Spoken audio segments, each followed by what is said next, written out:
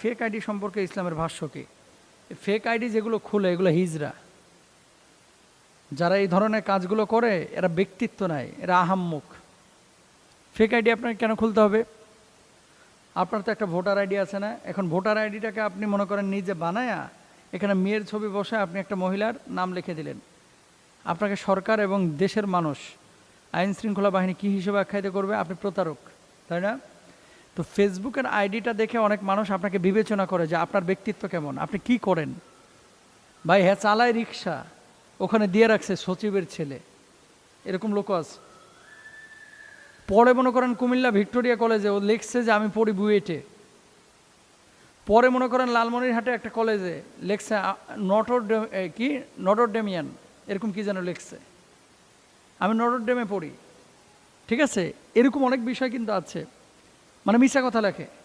অ্যাবাউটে সম্পর্ক যেখানে লেখা হয় যে কি করে না করে, অনেক মিথ্যা তথ্য দেয়। মেয়েদের নামে আইডি খুলে অনেক ছেলে আছে মেয়েদের সাথে বন্ধুত্ব করে তাদের ইন্টারনাল কিছু বিষয়, তার চেহারা দেখে, তার ছবি দেখে, তার সাথে গল্পগুজব করে, ফ্রেন্ডশিপ করার পরে লাস্টে যে যখন দুর্বল হয়ে পড়ে তখন বলে আমি ছেলে।